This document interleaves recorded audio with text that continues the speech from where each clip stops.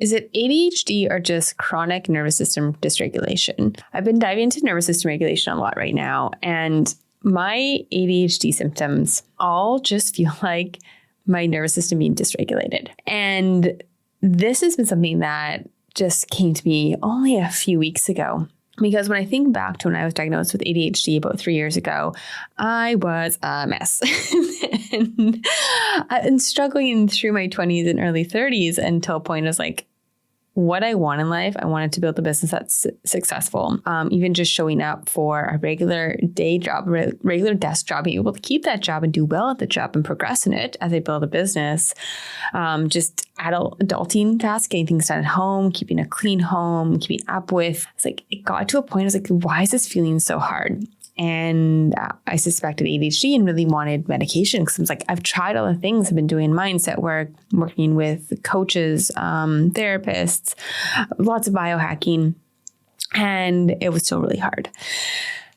And then after realizing medication was not for me at all, and that's a different story, but I started to dive into biohacking and a lot of nervous system work, a lot of trauma work.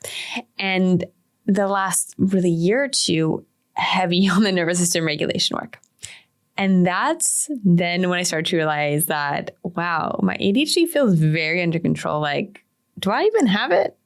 Because all of the symptoms I was struggling with, I realized are also what are common things you'll feel and experience when your nervous system is dysregulated or chronically dysregulated. And now being in a quite, I'd say, regulated state for the most part with my nervous system. Maybe I like to think of it as like a mild dysregulated state. My ADHD is gone. I don't want to say gone, but like the symptoms are so minimal that I don't resonate with struggling with ADHD with that label. And that got me thinking of, is it really just a chronically dysregulated nervous system caused by either, the stress, trauma, big T, little t trauma that's dysregulating your nervous system over your life, or maybe generational, or maybe it's just a buildup of acute stress and dysregulation. And then that's paired with a life of, little stressors, but the acute stress you recognize or experience right now is kind of pushed over the edge. I think of an example of like, say you have your first child or you have now a couple kids and you're like, I could get through life fine.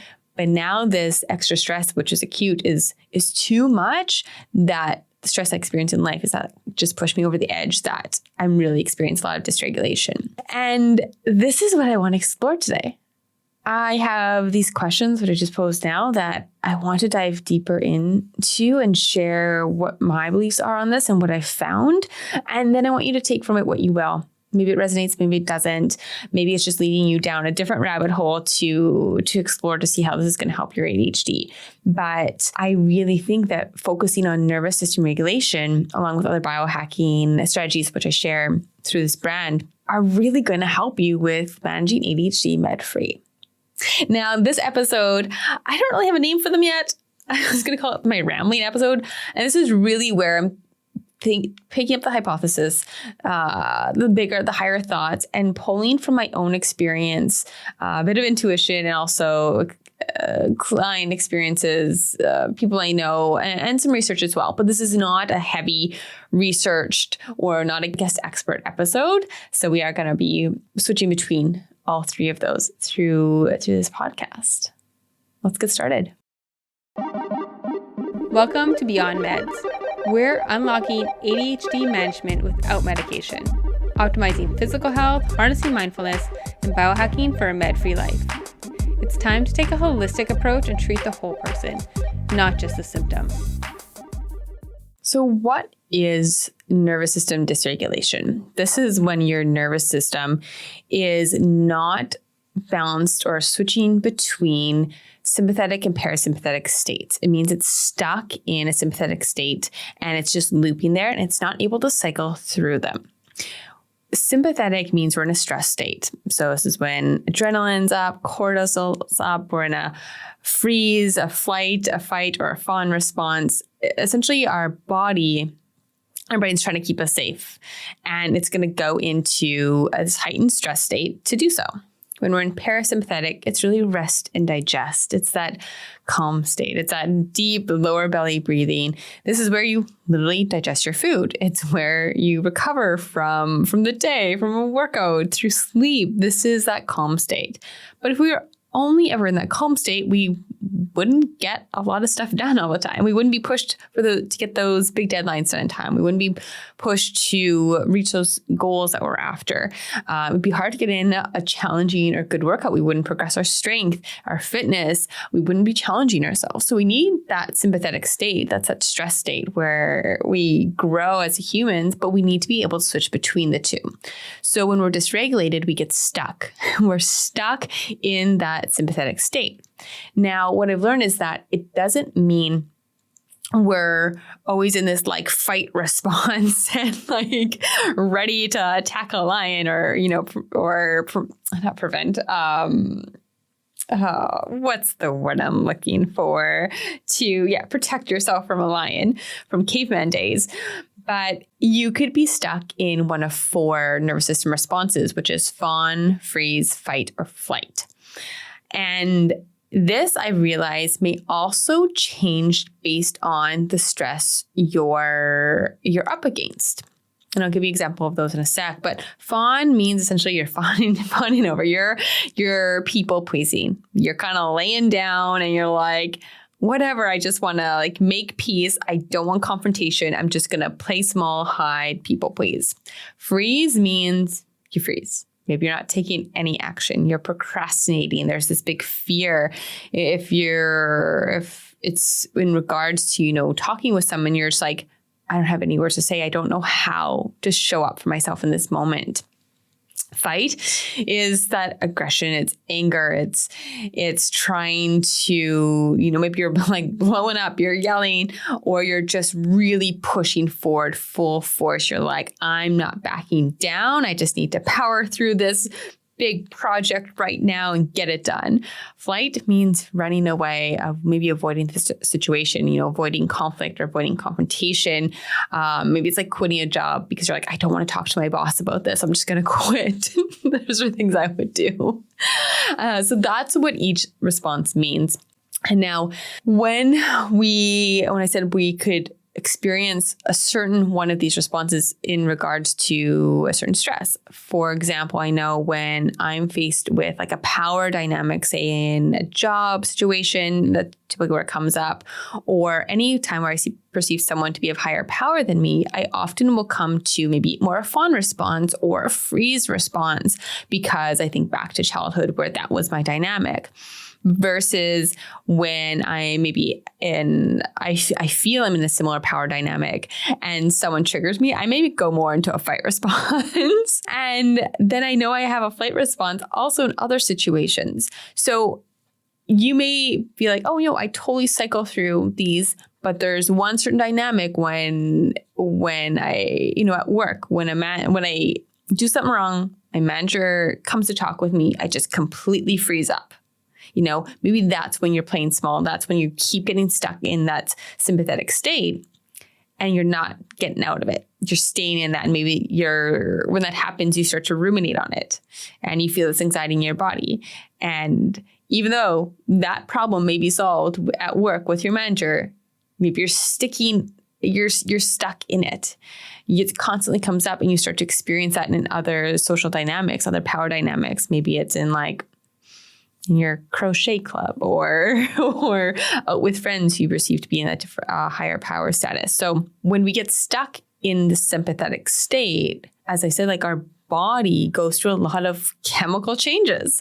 Cortisol, adrenaline, all of these hormonal responses happen to keep us safe. And if we're stuck in that, that's just going to stay in our body. And this causes a whole host of things, which, this is not going to be that researched episode where I'm going into all the medical stuff and the dis-eases that can come from this. But we know if we're stuck in a stress state, it is not good for our bodies at all.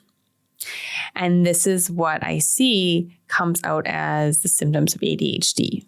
Now, if you are listening and have ADHD, you probably know the ADHD symptoms because you have them. So I won't dive into those too much here. I do want to take those 4 nervous system responses, fawn, fight, flight, and freeze, and then pair them with common ADHD symptoms because this is how I see it. And this has made a lot of sense for myself of when I've worked through that nervous system response and been able to regulate it in regards to that specific situation or thing that triggers me. I notice these ADHD symptoms go down. And I'm going to explain a little bit more of that as we go as well. But let's go over these. So the freeze response, I see this as procrastinating, doom scrolling, the over research, like falling down that rabbit hole, the second guessing. It's like that was me with this podcast. This podcast, although I had a YouTube and love doing that, love putting my work into the world, I had this big fear of being seen and speaking what I know is true, or these bigger, higher thoughts of what I want to share with all of you. And man, I was finding all of the excuses not to do this. Hardcore. Oh my God. Hardcore. There we go. Hardcore procrastination, over researching how to do a podcast, the materials I needed, over planning, over, really scripting it out, and then realizing that I'm just going in circles here. The flight response. This is endless energy. You clean your entire house in a record time of 1 hour, and then you complete a week's worth of work in just a couple hours. This energy that you have, and it seems that you could go on forever until you crash in a couple of days' time, because let's be real, you're probably not even sleeping very well during this. I like to call this energy that's not clean. And I have fallen victim to this so many times. Well, I remember before being diagnosed, it'd be a Saturday, my day off. And I would just do this huge chore list. I was like, I am freaking superwoman. I'm getting all of this done, cleaning my house, doing my dishes, running errands, these tasks I've been putting off for months. I get all done, feeling so proud of myself because I'm like, you know what, tomorrow I could do another whole day's of work like this, or other fun things, because look at how much I got done. I have the energy and the commitment to do it.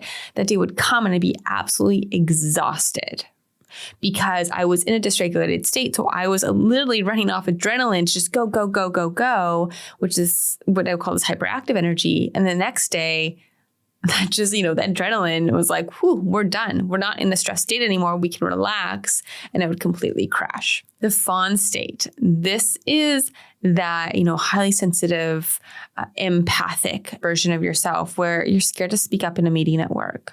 You're scared to ask me for that accommodation at work, for that stand-up desk, or to have meetings via video or just audio without video. You're second guessing your work. Like I was, and never putting it out to the world. And this is where you're just I'm just going to put other people's needs before my own and make sure everyone else is happy because I don't want to be seen in this. The fight response. Could be your angry outbursts. If you have very unpredictable emotional states that fluctuate quite often, this constant anxiety and constant energy that you just can't seem to calm down or soothe. It could also be that hyper focus around a deadline where you're pushing hard. You're like, I just need to get this done. I'm going to work all day for the next 3 days. And it's driven by this heavy emotional energy of I must get this done. It can also be a rebellious energy. If someone says you can't do that, you're like, I'll show them. And there's times when this may be true, but it's not coming from a dysregulated state. It could be coming from a passion driven or intuitive driven project. You're like, I just have this creative urge to, make a quilt. And I'm going to spend all my free time on it, but I'm still allowing myself to rest. I feel like my body isn't having a lot of heightened sensations. I am in a calm, blissful, peaceful state. I am working a lot of hours on it because I'm fueled by this creativity and this passion. That's different than it being fueled by literally you would feel as you learn to connect with your body, feel these sensations within your body that's like, literally it's like the adrenaline, the cortisol, this pinging. I like to call it pinging, just like that butterfly sensation throughout your body. Let's look at the opposite of this. This helps me understand or learn something new.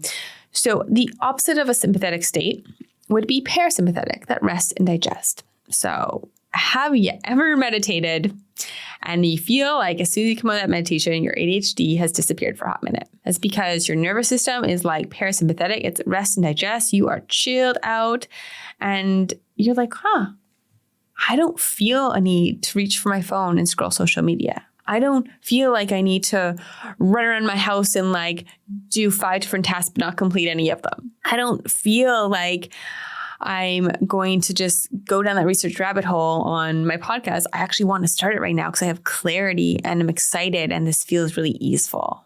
I always found that. And sometimes it was only lasts for a minute, maybe 5 minutes, maybe a couple hours. So if you're someone who goes to yoga class and after you're like, I feel amazing, but then my ADHD comes back, shortly after, that could be a really good sign that when you're in parasympathetic or furthermore, when you're regulated, able to switch between the two in a healthy way, that your symptoms will start to decrease or disappear for periods of time. And this doesn't just mean meditation. It's anything that brings you into parasympathetic. So that can literally just be deep belly breathing. I like to think of really breathing into my lower belly. That can be, EFT tapping, any sort of movement. That's a great way to move energy if it's a fight or a flight response where you have lots of energy because you're ready to either fight or flight. That needs to get moved out of your body through dance, through a workout, through a walk, through shaking, anything like that. Focused breath work or just, mindful breathing, nature. Changing your scenery can be very helpful as well. One thing I've noticed too with digestion is that I really fall into a stress state when I'm eating. I'll just quickly, frantically eat. I'm not literally not even breathing, or I'm eating as I'm multitasking or as I'm running around doing different things or at work. Versus literally have to think, take a breath, deep belly breaths as I eat, relax, take that moment to soften and, sip some water. I digest my food better, which means less bloating. I'm absorbing nutrients. I feel better. My energy is better. And I don't stay in this heightened state where I can't focus, this restless energy, this distractedness, right? After I eat, I'm I can't focus because I'm still in a dysregulated state. So if that all sounds familiar, I'd love for you to just start to explore with ways to come to a parasympathetic state and see the effect right after of how are my ADHD symptoms? What's changed? Now with the basics of our nervous system and how I see the link between ADHD, I want to share my story on how I came to this a little bit deeper. So up until 2021, when I was diagnosed with ADHD, I was struggling really hard. Like I said, the intro to start my business is just even keep a normal job, all the things. But up until this point, I was heavy into the fitness world, doing fitness coaching, personal training, starting fitness coaching. So this was a big part of my life. So that's one of the core 4 elements I talk about, which is movement. And that's a foundational pillar for managing ADHD med-free. So I was conquering the movement pillar. Sleep. I was also a sleep expert. I had insomnia my entire life and really devoted a good couple years to biohacking sleep and diving deep into that to be able to sleep really well every night. So another pillar of the core 4 elements, I was doing really well. Nutrition. I thought I was doing really good with nutrition. I wasn't really. I was eating a lot of processed foods and wasn't digesting my food. And that's a big one. I won't go deep into that today in this episode, but that's one of the core 4 pillars is nutrition and digestion. So that one needed some work for sure. The last pillar of the core 4 to manage ADHD med-free, which we talk about all the time in ADHD Wellness Co., is stress management, which is really learning how to regulate your nervous system. And I was definitely doing parts of this. I was meditating fairly regularly. I had started that in 2015, so I'd been I've been doing that for a while. And I, at that time, was starting to do some work with a therapist and doing some trauma work as well, and learning some more techniques to resource, and resource meaning how to come back to a parasympathetic state. But honestly, for a lot of the time, I was always in a sympathetic state. I didn't know about, I shouldn't say didn't know about the nervous system. I didn't know how stressed I was and how much I was in a sympathetic state, literally chronically. And I didn't really know what a parasympathetic state truly felt like. And if you don't know, then you don't know. It's really hard to change it. So when after getting diagnosed, I was like, medication is not for me, and just felt so called to dive deeper into trauma work. And that's big T, little t trauma work. So a lot for me was inner child work, shadow work, shame work, and all around trauma that I've had in my lifetime. And some, I'm sure lots of generational stuff that I'm still starting to piece together. And I started to truly learn what a parasympathetic state felt like when I was really in this rest state. So once you're able to fully tell the difference between two things, you're like, okay, now know black from white. Okay, now I know where I'm at. I can calibrate myself because I thought everything was only black. And now I see white as well. And that got me going.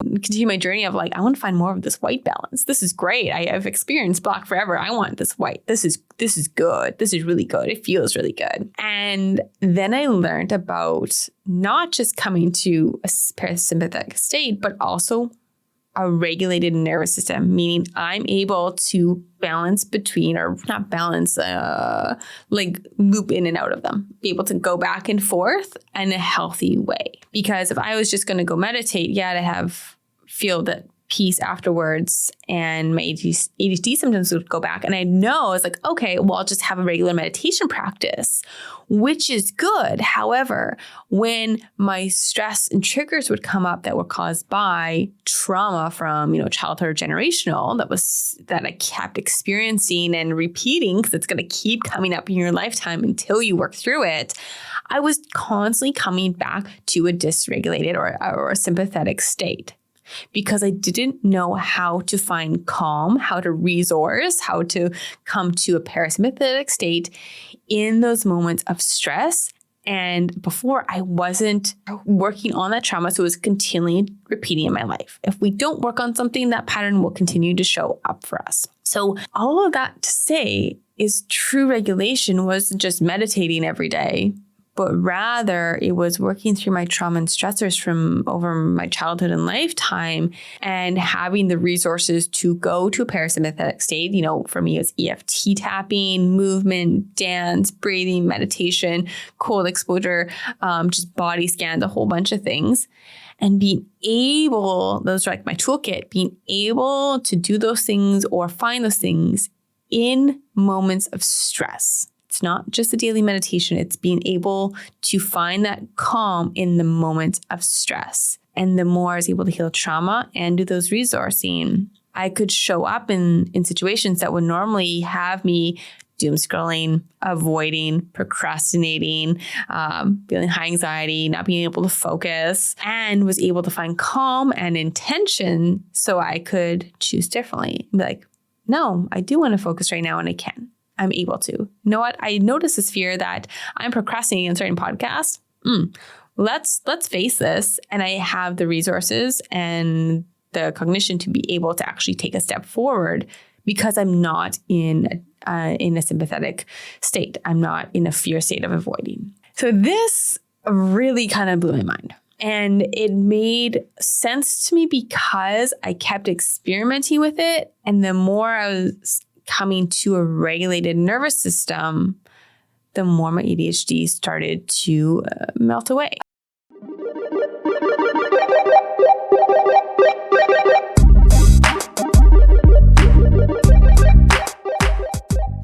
I always get asked, what did I do to minimize my ADHD symptoms to virtually nothing? How do I manage med-free?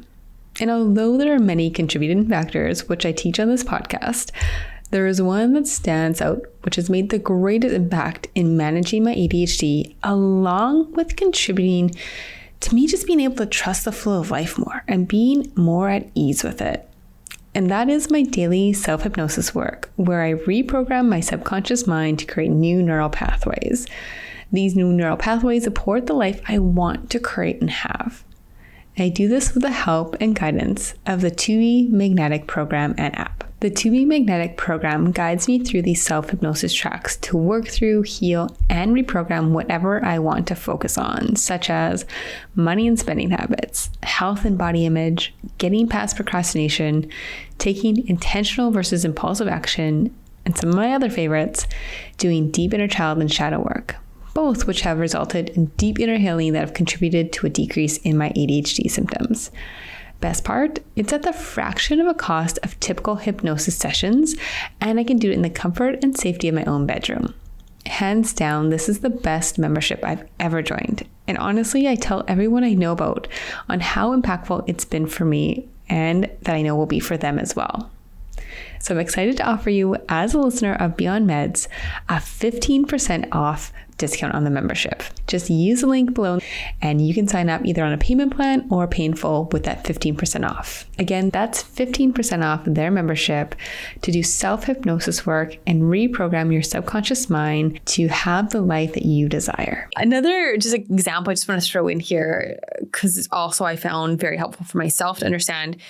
There's a lot of talk about cold exposure, having cold baths, and I'm not going to dive into research on that today. But if you jump into an ice bath and you're like hyperventilating, right?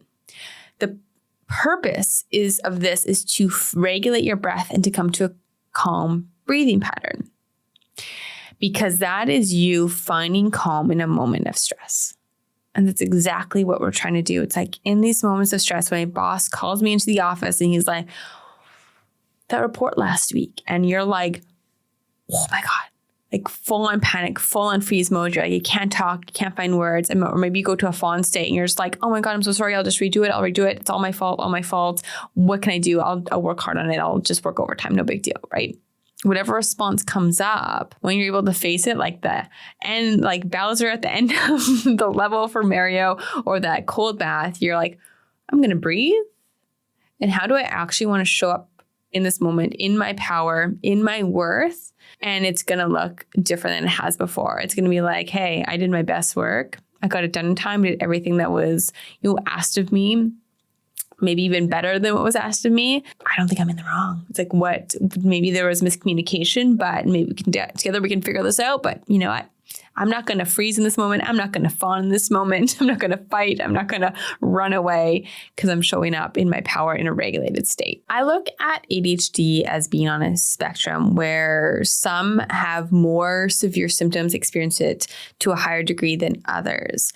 And this is also going to pair into why I personally see we have so many late diagnoses.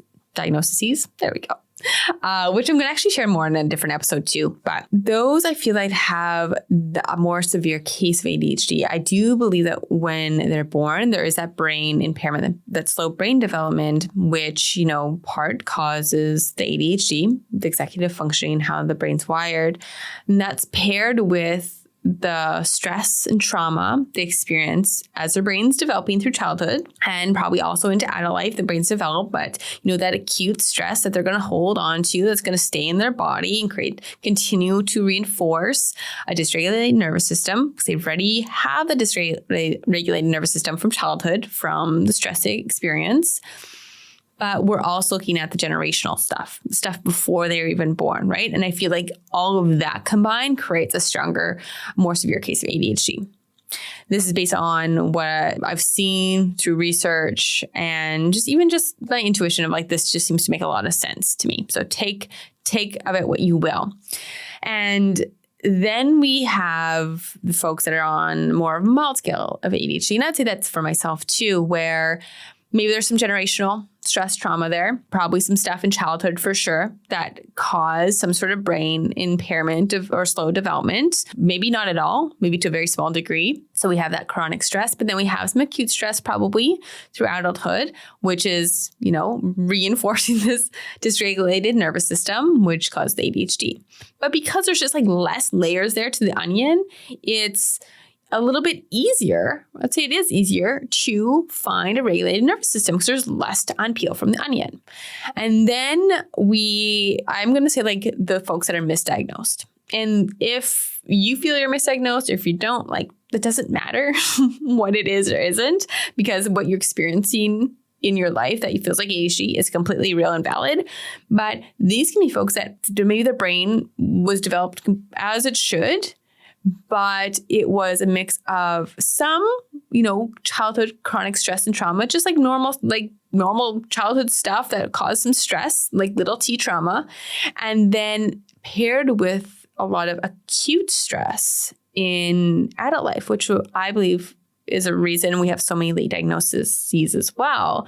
And that could be, having your first kid. It could be a divorce. It could be getting fired from a job you're at for 30 years, or just be like a bunch of all these things that all of a sudden it's like the straw that broke the camel's back. And it's like, I can't manage anymore because all of the stress I've experienced, through my childhood, but then my 20s and 30s and maybe 40s, never knowing anything about, nervous system regulation and finding a parasympathetic state on a regular basis. I'm now in such a chronic dysregulated state that like I can't deal. And all the symptoms I'm experiencing feel like ADHD. And if you're like me, who I didn't know what a parasympathetic state felt like compared to a sympathetic, that black versus white, if you don't know those differences because you haven't felt those in contrast to each other, your symptoms can just really be like, this is just ADHD. Like everything lines up. And so I feel like that's even a more, mild case or a misdiagnosis case, because it's just finding that regulation of a nervous system. There's less layers to the onion. We're not looking at generational stress. We're not looking at the, impaired brain development. We're not looking at a ton of stress and trauma from childhood. It's more of that acute stress and a bit of chronic stress. I'm talking a lot about stress in this episode. Do go to our stress episode where we talk about, what is stress, what's chronic stress, what's generational stress, what's acute stress, and what's, hidden stress. Because, if you were like me for, a good decade and a half or so, I didn't even know what stress actually was and how much it was destroying my body, and how stress contributes to disease, because it's dis-ease in our body. So I will link that in the show notes to our stress episode. If this resonates or part of it resonates, what can you do going forward? Like I said, we're onions. We're just an onion with all these layers, and it's about starting to peel back those layers. So starting with just daily stress management, like I was doing, that daily meditation practice or something like that, because that's going to help you find parasympathetic state and understand the difference between black and white. Once you can see what sympathetic feels like compared to parasympathetic, it's going to start to give you an idea of like, oh, this is the difference. This is how I know life can be, or how I can start to feel. And it also gives you an idea, like when I'm in parasympathetic, what happens to my ADHD symptoms. So that is the first step. Then I would say go to some trauma work, and working with a licensed therapist or counselor. You can also do this on your own, as I did, through programs, memberships, coaches, self-research, and having a solid support system. But that's going to show you how, or help you start to work through trauma, big T, little t trauma, stress from childhood, maybe generational. So when you face it in your daily life, you're able to come from a regulated state, a parasympathetic state, and start to break that cycle. And this leads into resourcing. Resourcing meaning having the resources to go from sympathetic to parasympathetic state. It's like your toolkit.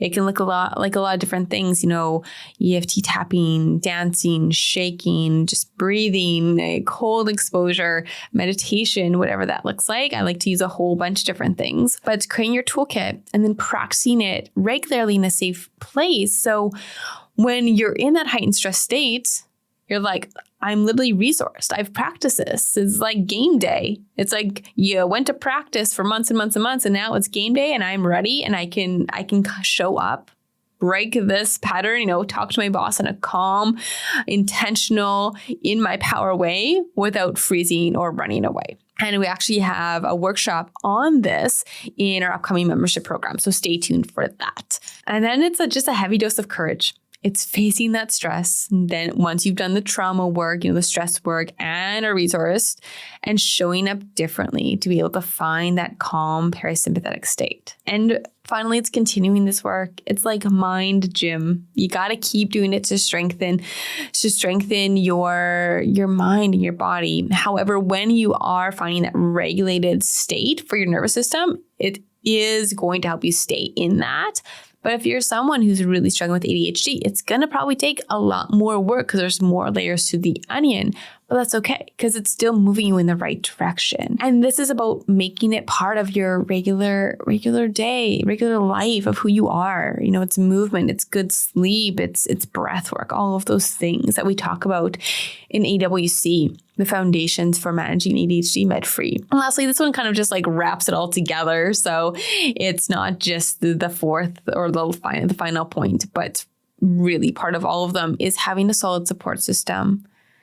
Just feeling heard, understood, seen, that can be everything to give you that courage to show up, to make those steps forward. And this could be from just listening to this podcast to our upcoming membership program, to join that and meet other ADHDers, and just the workshops we're going to be giving you on all of this, and how to manage ADHD med-free on the other 4 pillars, or 3 pillars rather, friends, family members. Even just starting a conversation with them to see if they're experiencing what you are. If you're like, whenever I meet with my boss, I can't say anything. I just completely freeze up and then I procrastinate on work and I can't focus. Because if you're experiencing that, someone else in the world is too. I promise. And it's just really about opening up so you're not hiding, not feeling that shame anymore, not feeling alone anymore, and just connecting with someone else who may be experiencing the same thing. And that can be so liberating. Well, that is it for this episode. Like I mentioned, I'm going to be linking the stress episode in the show notes along with some other resources for you. And if you like this episode, or maybe this episode wasn't for you, but other episodes, I would love to hear your feedback, your comments. You can send us an email, which will be linked in the show notes. And last but not least, we'll absolutely love it here at AWC if you subscribed, hit like, and left a rating and a review. It helps us be seen by other ADHDers who really need this content to, maybe this is what's going to spark their journey into really thriving with ADHD, or transitioning off of meds, or finding more med-free strategies that feel really good to them. Okay, guys, I'll see you next time.